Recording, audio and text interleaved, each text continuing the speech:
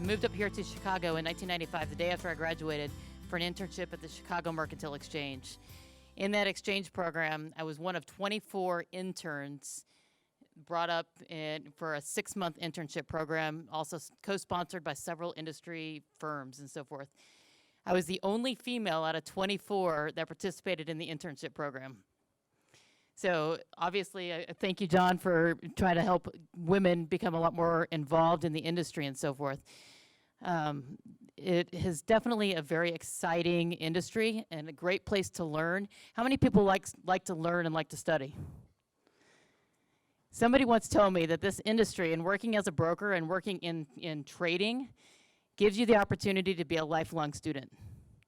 You get the opportunity to actually study current events, be up on what's going on around the world, study politics, study economics, cultural, learn about all the different cultures in the world.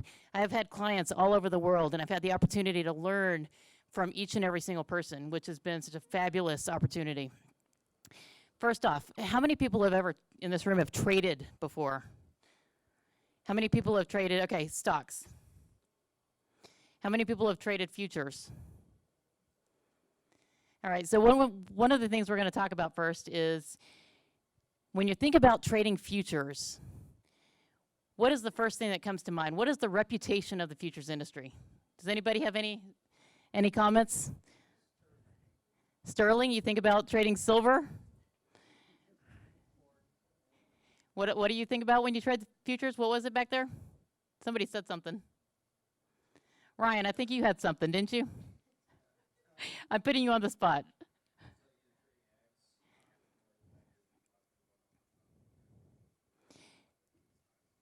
I think that also you had mentioned earlier when I was talking to you that even in school, your professors and so forth talk a lot about equities, but don't really have any idea about futures and so forth. So we're going to talk a little bit about some of the misconceptions of futures. One of the things I hear a lot of people say, oh, it's just, being in sales and being on the front lines talking to people every day about futures. One of the things that people say a lot, it's just, it's risky. It's so risky. Whoops. There we go. Well, and as a Series 3 broker, we always have to tell you you can lose money when trading futures. So there's always compliance involved in everything we do. Misconception number 1, there is too much leverage in commodities. Who understands what the word leverage means? So when I first started out in this industry, came up here in 1995 right after I graduated, everybody kept saying this is such a great industry because there's so much, the leverage is so great for trading futures. What does that mean? And it went right over my head. I was like, what does that mean? Until I really started getting involved in the markets and understanding capital efficiency and making the best use of your money, I finally got it. Just as an example, one of the most common markets traded is the E-mini S&P. In the E-mini S&P, and of course I did this presentation a couple weeks ago, the market's obviously a lot higher, but at the time that I did it, the market on the E-mini S&P for September was 2980.5. So today, the market was around 3010, right around there. The minimum tick size for each 0.25 index points is $12.50. So if you look at one futures contract, if you trade one contract of the E-mini S&P, how much are you trading? How much dollar value are you holding and controlling in that movement? The full cash value of the E-mini S&P at 2980.50 was roughly about $149,025, or $149,025. So the exchange, the CME, sets the margin requirement. How much money do you have to have in your account to trade futures? So when you trade one E-mini S&P contract, and it will vary. The exchange can change the margins as the market goes up or the market goes down. They will change the margins. The initial margin requirement is $6,930 to trade one contract of E-mini S&P. So for $6,930, you can hold $149,000 worth of equity exposure. That's what leverage is. So for a little bit amount of money, you can have a lot of exposure in the market. I don't know about you. Who has a lot of money? Who has a lot of excess capital? Who has $149,000 to put in the equity market? Anybody in this room have excess $149,000? So odds are you're going to have a better chance of having $7,000 to put in the equity market than putting $149,000 in the market. So this is what the value of leverage is in the futures industry. Just to show you that, and so with $7,000, when the market was at $29.80, I don't know if you guys can see the red line.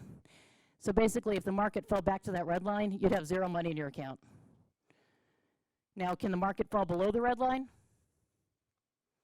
Yeah, the market can fall below the red line. So anytime the market falls below the maintenance margin requirement with the exchange, you got to put more money in. If you don't, the exchange, your broker, RJ O'Brien, or whoever you're working with, will end up probably liquidating your position if you don't send in more money ASAP. Everything is urgent. Misconception number 2, you must take delivery. Has anybody heard that before? You're going to end up with a truckload of soybeans on your front doorstep. Has anybody heard that? I was actually at a trade show in New York a couple weeks ago, and I was talking to some equities guys that have a YouTube channel called Dumb Money. And so they pick their stocks based on what social media is saying and so forth. First thing they asked is it true? I really want to play oat milk. They said the next big trend, according to their social media, is oat milk. How can I make a play in oat milk? Isn't there an oat market in the futures contract? And it was, of course, there is. You can trade oats in futures. But they were worried that they're going to end up with a truckload of oats on their doorstep, and that's the last thing they want to do. So I guarantee you have to be eligible in order to take delivery of the actual physical commodity. So our job as an FCM and as a broker monitoring and managing risk for a firm is to make sure people are not taking delivery that aren't qualified to take a delivery of a load. How about I don't have enough money? Does everybody ever say that, I don't have enough money? Of course, we all need more money, right? So anyway, that kind of goes back into the leverage. You can trade with a lot more capital efficiency in the futures markets than in most places. And how about nobody makes money? Well, somebody has to make money, right? Because this is a zero-sum game in futures. For every buyer, there's a seller. The clearinghouses make sure at the end of every day that every buy matches up with a sell to make sure a trade clears, okay? Even if you're like buying a house, anything you're trading, whether it's buying and selling your home or the futures contracts, for a transaction to actually take place, the buy price and the sell price have to match for a trade to take place. So that's very important to make sure that you know that somebody is making money in futures because it's a zero-sum game. So real quick, the advantages of trading futures. Leverage, number 1, but it does add risk. Know that you can lose more than you put into it because you're only putting up a small amount of money. There's not actually more volatility in futures than in equities. The fact is the matter is that you're not putting up as much money, so it feels like you're losing a greater percent. You have a risk of losing a greater percentage of the money you put up, but it doesn't mean the market's moving any faster or any slower. Liquidity, ease of entry and exit. You can buy and sell with, basically there's so many online tools and platforms right now. Buying and selling and getting in and out of a market is super, super easy. Several markets trade almost 24 hours. You can put stops in. I definitely recommend trading very liquid markets. Very low cost structure. And one more thing about liquidity. If you're trying to figure out what markets to trade, I definitely recommend trying to look for, unless you're a legitimate hedger and a special need for some markets that aren't quite as liquid, I would definitely recommend if you're trading futures, trade the markets that have the most liquidity. How do you tell if a market has a lot of liquidity? Anybody have any idea? As a trader, you're a trader. How do you know if a market has liquidity?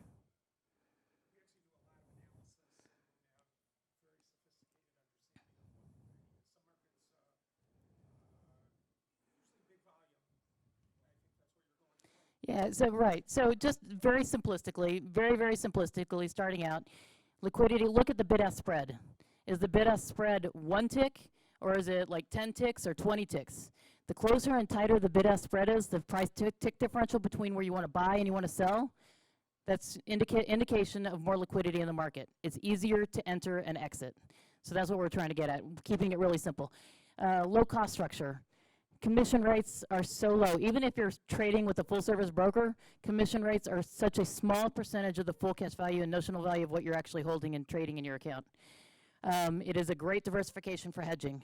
You know, whether you have an equity portfolio and you're worried, you know, you're studying current events and you are seeing signs that maybe either the market's going to really take off and you want to add exposure, or you are worried that we're going to have a major decline in the market quickly. This allows you to get offset some of your risk in the market and so forth very, very simplistically and very, very easy. The markets are very efficient. It's very difficult for people to have a lot of insider information and things like that. And finally, short selling is legal and very, very easy. So you can buy or sell. The margin is the same whether you buy or whether you sell in the market. You still have to post the same amount of money up per contract. So these are great advantages for trading futures. Real fast, how do you get into trading futures? First off, know what your time frame is, know what your lifestyle is like. It has to fit into your lifestyle. There's a lot of different service types between full service, self-directed, and managed futures. Full service and self-directed is very hands-on. You need to have the time to commit to trading and looking at the markets, and also depending on are you day trading, are you trading really short term, are you trading medium term, are you trading longer term. If you trade longer term, you need to be prepared to risk more on the positions that you're taking into the market and so forth. All of these different tools, and managed is actually another option that a lot of people don't really look at, but if you have excess capital and looking for more diversification, managed is a great way to go. Most professional money managers, I would say, only risk 10 to 20% of the capital in their account towards margin. You know, so that's one thing. If you're trading on your own, a lot of people tend to risk a lot more of the capital, to put a lot more of the capital towards margin. If you're a professional money manager, they tend to only risk 10 to 20% of the money towards margin and so forth. Anyway, that's it. If opening an account with an FCM is basically figuring out your type of trading that you want, picking a platform, and filling out account paperwork. So I wish you all the very best of luck. If you have any questions, feel free to call. I'll be obviously happy to answer any questions, and if anybody's looking to be a broker, we're also happy to talk to you as well. Thank you for your time. We read dozens of news sources, so you only have to read one. John Lothian News.